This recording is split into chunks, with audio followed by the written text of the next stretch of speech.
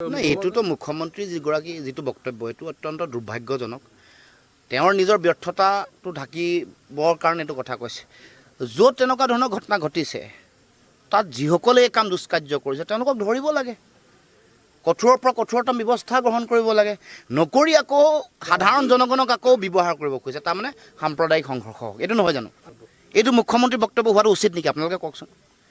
মুখ্যমন্ত্ৰীগৰাকীয়ে য'ত এনেকুৱা ঘটনা ঘটিছে, য'ত ধৰ্মীয় অনুভূতিত আঘাত কোনোবাই সানিছে, কোনোবা যদি দুষ্কৃতি আছে ধৰিব লাগে, নধৰি আকৌ তেওঁ উচতাইছে মানুহক। এইটোৱে সাম্প্ৰদায়িক সংঘৰ্ষ সৃষ্টি নকৰিব জানো মানুহৰ মাজত? সাম্প্ৰদায়িক গৃহ বিভাগে নিজৰ দায়িত্ব স্বীকাৰ কৰি তেওঁলোকে আচলতে স্বীকাৰ কৰিব লাগিছিলে আমাৰ ব্যৰ্থতা, আমি নোৱাৰিলোঁ। যিসকলে এনেকুৱা দুষ্কাৰ্য কৰিছে, প্ৰতিটো ধৰ্মৰে ধৰ্মীয় অনুভূতিৰ প্ৰতি শ্ৰদ্ধাটো আগবঢ়োৱাটো সকলোৰে দায়িত্ব।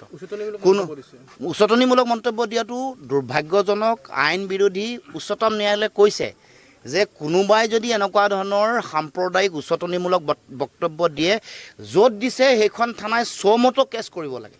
আৰু যদি নকৰে, উচ্চতম ন্যায়ালয়ৰ নৰ্মছ মতে সেইগৰাকী পুলিচ বিষয়াৰ বিৰুদ্ধে শাস্তিমূলক ব্যৱস্থা হয়। এইটো আইনে কোৱা কথা, উচ্চতম ন্যায়ালয়ে কোৱা কথা। আমি সদায় সাম্প্ৰদায়িক সমন্বয় আৰু সম্প্ৰীতিটো আমি বিচাৰোঁ। এনেকুৱা ঘটনা ঘটিলে কোনোবা দুষ্কৃতিকাৰীয়ে, কোনোবা কমিউনেল ফ'ৰ্চে এনেকুৱা কাম কৰিলে তেওঁলোকক ধৰিব লাগে, কঠোৰৰ পৰা কঠোৰতম শাস্তিৰ ব্যৱস্থা গ্ৰহণ কৰিব লাগে। এইটো মুখ্যমন্ত্ৰীৰ ব্যৰ্থতাটো স্বীকাৰ কৰিব লাগে।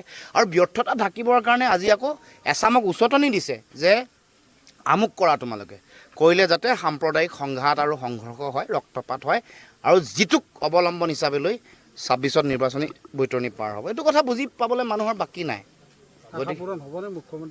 নাই, অসমত চেষ্টা কৰি আছে, হৈছে নেকি? বহুত চেষ্টা কৰি আছে, পাৰিছে নেকি? যোৱা 4 বছৰে সাম্প্ৰদায়িক সংঘাত লগাবৰ কাৰণে মুখ্যমন্ত্ৰীয়ে কত কি কৰা নাই? অসমৰ জনগণ এনেকুৱা ধৰণৰ কথা পতাৰ যিবোৰ কমিউনেল সাম্প্ৰদায়িক চিন্তাৰে যিবোৰ মানে পৰিপূৰ্ণ, যাৰ মগজুটো, যিসকল মানে ধৰ্মীয় উন্মাদনাৰে যিসকল মানে একেবাৰে হিতাহিত জ্ঞান হেৰুৱাই পেলাইছে, তেওঁলোকে কৰিব পাৰিব, তেওঁলোকে কিবা ক'ব পাৰিব, তেওঁলোকে টিভিৰ বাইট চাই পিনে তলত কমেণ্ট দিব পাৰিব। কিন্তু অসমৰ জনগণক পৰা নাই।